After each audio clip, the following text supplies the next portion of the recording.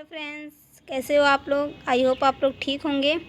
तो मैं हूँ सना अंसारी, आप देख रहे हैं सनाम इस यूट्यूब चैनल और हम पढ़ रहे हैं एक्टिव वॉइस से पैसिव वॉइस कैसे बनाया जाता है।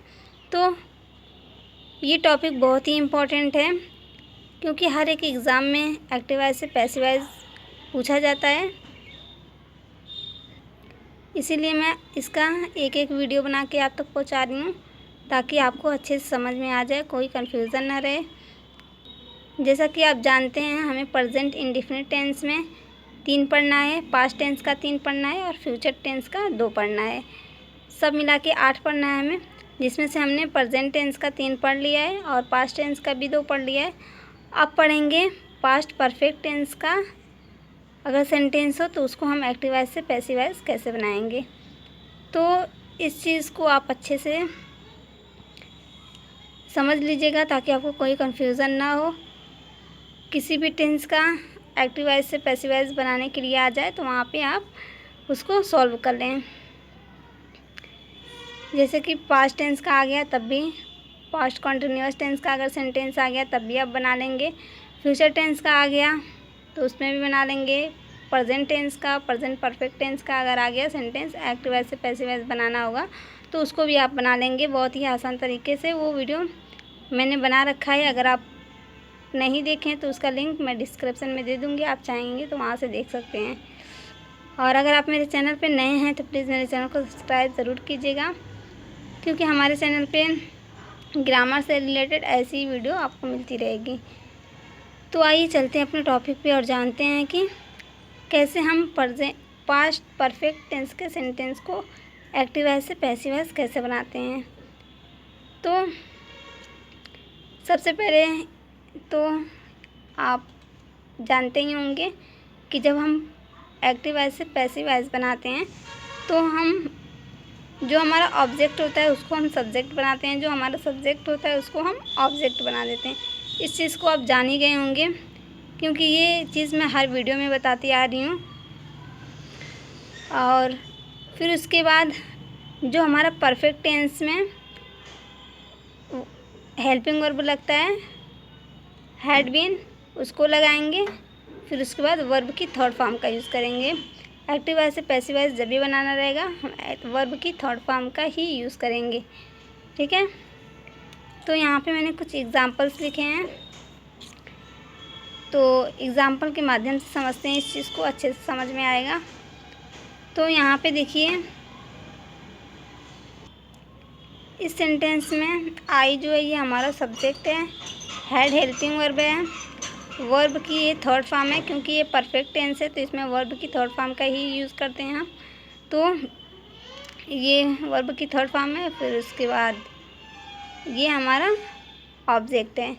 तो इस ऑब्जेक्ट को हम उठाएंगे, इसको सब्जेक्ट बनाएंगे। जब हम एक्टिव वॉइस से पैसिव वॉइस बनाएंगे तो इस द लेटर को उठा के यहाँ पे सब्जेक्ट बनाएंगे, द लेटर। फिर उसके बाद जो हमारा हेल्पिंग वर्ब होगा उसको हम लगा देंगे। फिर बीन लगाएंगे, बीन के बाद वर्ब की थर्ड फॉर्म का यूज़ करना है हमें। तो यहाँ पे ऑलरेडी वर्ब की थर्ड फॉर्म है तो इस वर्ब की थर्ड फॉर्म को हम यहाँ पे लिखेंगे।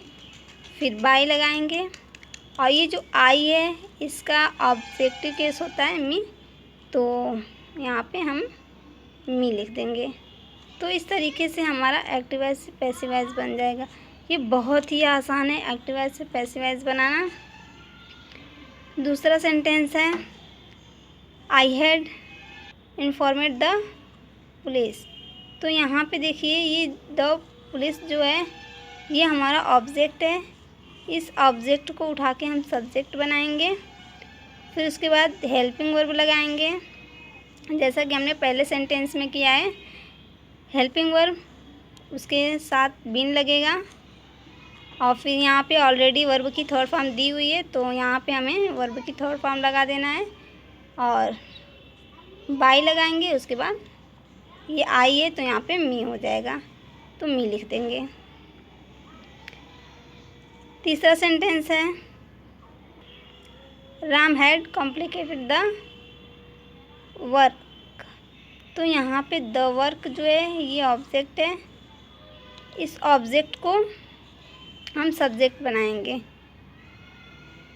अगर आपने टेंस अच्छे से पढ़ा होगा तो आपको एक्टिव वॉइस से पैसिव वॉइस बनाने में कोई प्रॉब्लम नहीं होगी, क्योंकि आप जानते हैं कि इसमें कौन सब्जेक्ट है, कौन वर्ब है, कौन हेल्पिंग वर्ब है, कौन ऑब्जेक्ट है। इसको आप अगर अच्छे से जानते हैं तो आपको कोई प्रॉब्लम नहीं होगी एक्टिव वॉइस से पैसिव वॉइस बनाने में।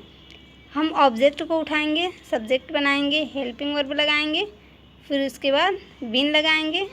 वर्ब की थर्ड फॉर्म यहाँ पे दी हुई है तो वर्ब की थर्ड फॉर्म लिख देंगे, फिर बाय लगा देंगे। उसके बाद यहाँ पे राम सब्जेक्ट है तो इस राम को राम ही कर देंगे। यहाँ पे ऑब्जेक्ट बना देंगे राम को। और चौथा सेंटेंस है हमारा,